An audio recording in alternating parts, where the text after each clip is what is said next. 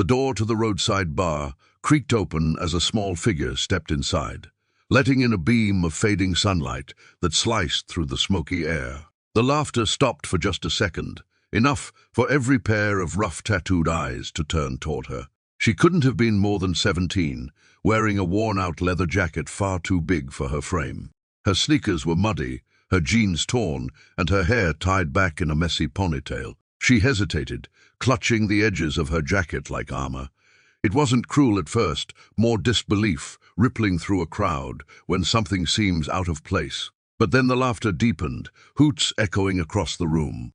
The Iron Wolves, one of the most feared biker clubs in the county, had never seen anyone like her walk in alone. A teenage girl standing among grizzled men who rode steel monsters and lived by a code older than she was. The biggest of them, a man called Tank, leaned back and barked a laugh. "What's this?" A lost Girl Scout looking for directions. The room erupted, bottles clinking, boots stomping. The girl didn't move. She stood there, breathing slow and steady, until the noise started to die down. And that's when they noticed the patch on the back of her jacket. Before we continue, if this story resonates with your soul, if you believe in second chances and the power of quiet courage, please take a moment to like, comment, and subscribe to our channel. Your support helps us spread stories that remind the world there is still good left in it. The patch wasn't ordinary. It was old, its colors faded, but the words were clear. Iron Wolves, founding member. A hush fell over the room like a sudden storm. The men who had been laughing straightened up in their chairs, exchanging glances that spoke volumes without saying a word. That patch wasn't something anyone could just buy. It belonged to legends, to the original riders who had built the club from nothing in the 60s. The girl turned slowly, meeting their eyes. Her voice trembled slightly, but she didn't hide behind it. "This jacket belonged to my dad," she said softly. "Eli Rivers." That name carried weight and history. A ripple of silence moved through the room like a cold wind. Eli Rivers was carved into the memory of every man sitting there, etched into their hearts like a scar.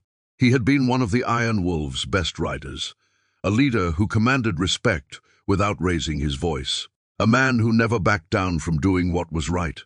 He died years ago on Route 66, saving a family trapped in a burning car, pulling them out with his own hands. None of them had seen his daughter since the funeral.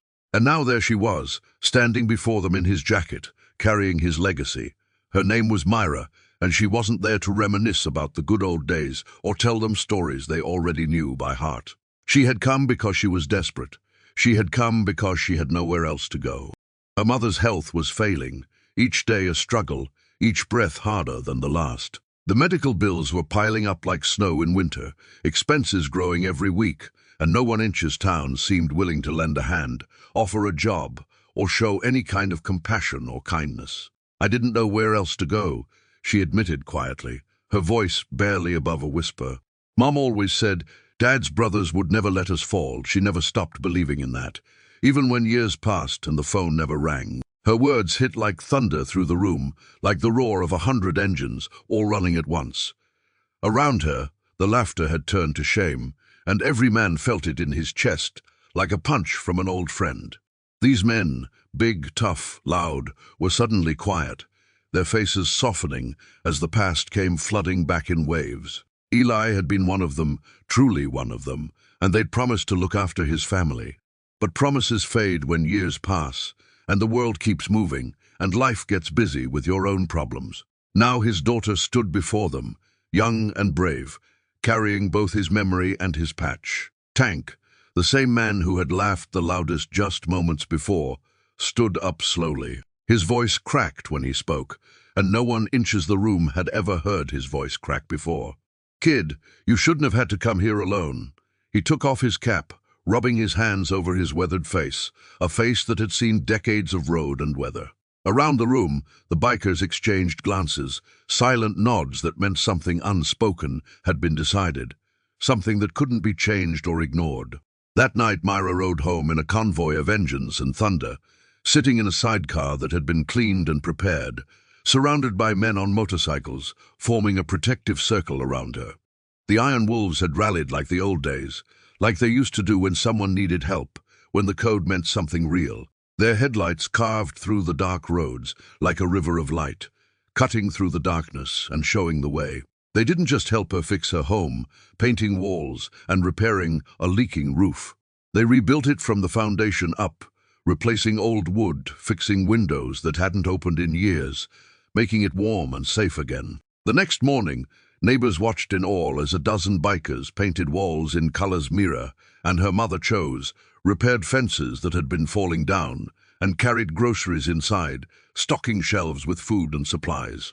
For the first time in years, Myra's mother smiled, a real smile that reached her eyes. But it wasn't just about repairs and fixing things. Something deep inside the club had changed, shifted, transformed into something more than it was before. The old loyalty that had been buried under years of pride and complacency came roaring back like an engine that had been sleeping. They started charity rides, delivering food to struggling families in the valley, raising funds for homeless veterans, and visiting kids in hospitals who had no one else to visit them. Always wearing their patches proudly, always remembering why they began, always remembering that the patch meant responsibility. And at every ride, right at the front, was Myra riding her father's old motorcycle bike, a machine that had been restored by the same men who once thought they had nothing left to fight for anymore. The sight of her, young, determined, fierce, carrying her father's name and his legacy, gave them purpose again. It reminded them who they were. People in town began calling her the Little Wolf, the young girl who brought the Iron Wolves back to what they'd always been meant to be. Months later, during the annual Iron Wolves gathering where hundreds of riders came from across the entire state, Tank carefully handed Myra something wrapped in cloth. Inside was a new patch, custom made by the best patch maker in the region. It read, "Legacy Rider," with her father's name below it in smaller letters, daughter of Eli Rivers. Every man watched as she carefully sewed it beside her father's original patch, each stitch placed with love and respect. Not a single eye stayed dry as they watched. She looked up at them and smiled faintly. Dad used to say, "The patch doesn't make you strong. It reminds you who you ride for." The words echoed in the silent hall, in the hearts of every man standing there. And in that moment, every man understood something fundamental, something that had nothing to do with leather or chrome or engines. It wasn't just leather or thread that held their brotherhood together. It was love, loyalty, and the kind of quiet courage that doesn't need to roar to be heard, the kind that whispers and changes the entire world forever. From that day forward, wherever the Iron Wolves rode, people noticed the young girl among them, the one whose jacket told a story louder than any engine. She wasn't just carrying her father's legacy on her shoulders. She was writing her own story, creating her own path, becoming a legend. If this story touched your heart, please don't forget to like, share, and subscribe to Kindness Corner. Every click helps us spread stories of love, redemption, and humanity. Before you go, tell us in the comments, what does loyalty mean to you? Have you met someone whose quiet strength inspired you? As the engines of the Iron Wolves thundered down the open highway, the wind caught Myra's jacket, the twin patches glinting in the sun like beacons of hope. It was a reminder that kindness, like legacy, like love, never truly fades.